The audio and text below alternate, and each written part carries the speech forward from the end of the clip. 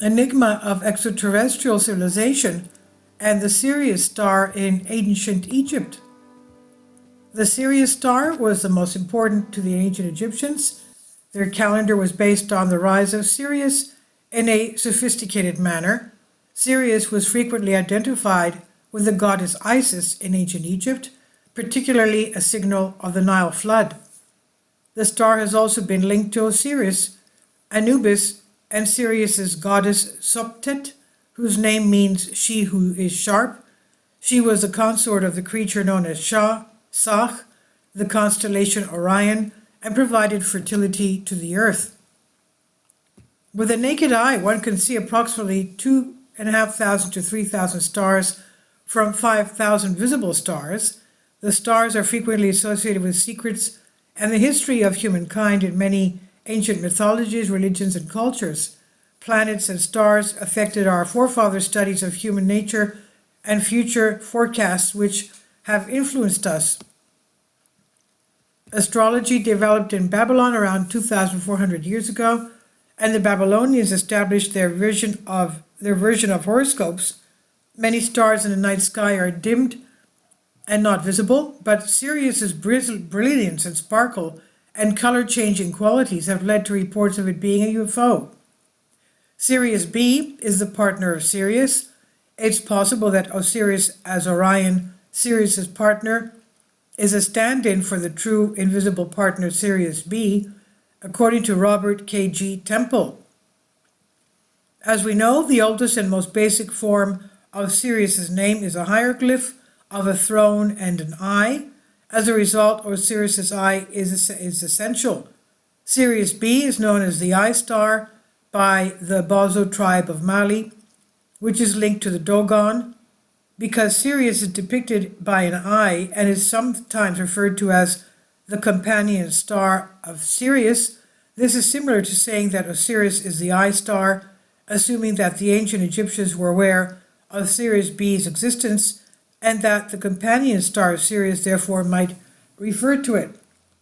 We know that the Dogon were in fact aware of Sirius B.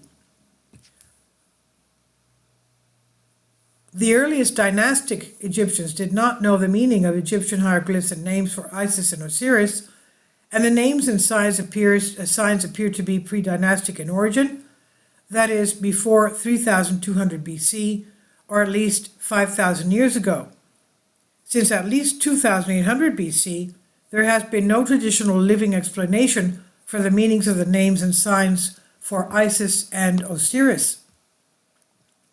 Sirius has been referred to as a dog star throughout recorded history. Anubis, the ancient god, was a dog god with a man's body and a dog's head. And according to Greek scholar Plutarch, Anubis was truly the son of Nephthys, sister of Isis. Though he was supposed to be the son of Isis, Isis was visible, whereas Nephthys was invisible. In other words, because the invisible mother could not be seen, the visible mother served as substitute for the genuine mother, the invisible mother. And according to Plutarch, the ancient Greek, Anubis was a horizontal circle which divided the invisible part, which they called Nephthys, from the visible part, which they called Isis.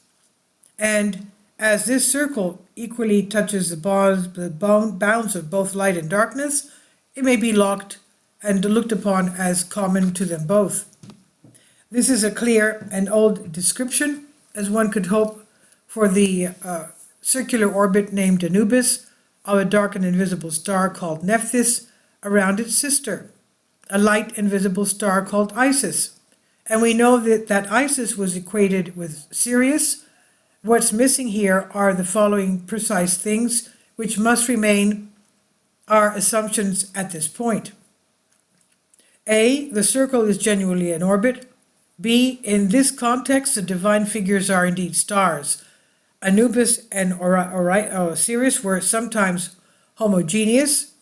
Osiris, Isis' companion, who was also known as the companion of Sirius, is sometimes associated with the companion of Sirius's orbit, which is acceptable and expected. Isis as Sirius was depicted in ancient Egyptian painting as traveling with two partners in the same celestial boat. Sirius has two companions, Sirius B and Sirius C, according to some astronomers. A companion star to Sirius, in the same constellation as the Great Dog, was known to the Arabs as Weight. It was thought to be extraordinarily heavy, even too heavy to rise above the horizon.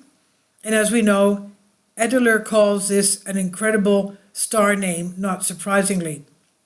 Sirius B, Sirius's actual companion star, is formed from super dense stuff heavier than any ordinary matter in the cosmos. Its weight is the same as that of a typical massive star. Between ancient Egypt and ancient Sumer, numerous divine names and other similarities. Babylonian, the Sumerians appear to have known Egypt as Magan and communicated with it. Anu, Sumer's chief god, was shown as a jackal, a version of the dog motif that was also utilized in Egypt for Anubis, in which the dog and the jackal seem to be interchangeable as symbols. Anubis's Egyptian name is Anpu, which is related to the Sumerian Anu, and both are jackal gods.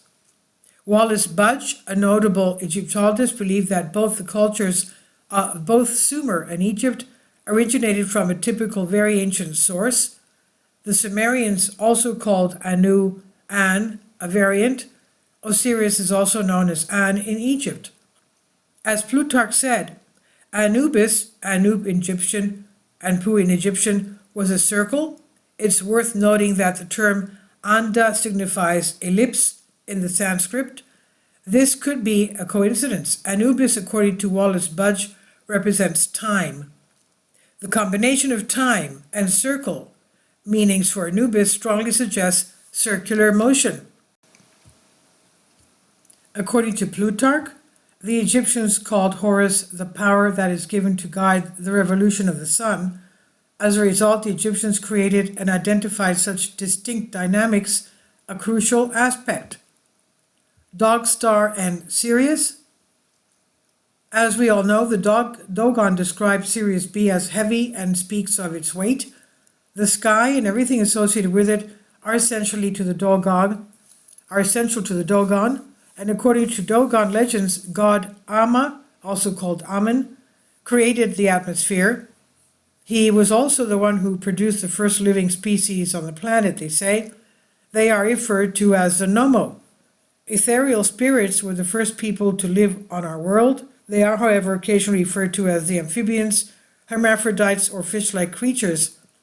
Water masters, observers, and even teachers are all terms used to describe them. And according to the Dogon, the Amma created these animals in the distant past. They claim that the Nomo were ancient astronauts from the Sirius star system, 8.6 light years away from our Earth. This fact makes scientists confused. How do the Dogon have access to such cosmic knowledge? There are two possibilities. Ancient aliens, extraterrestrials, did undoubtedly pay a visit to Earth, or there was once a highly evolved civilization on Earth from which all Dogon knowledge was derived. And this is from News Tansgale 24. Please leave your comments, and thank you for your support. Support my Patreon account. The daily posts are 5 videos daily, and they are totally different from what I have on my YouTube channel. Thank you so much for your support and that you find all my content so interesting. You'll find the Patreon account details in the description box below.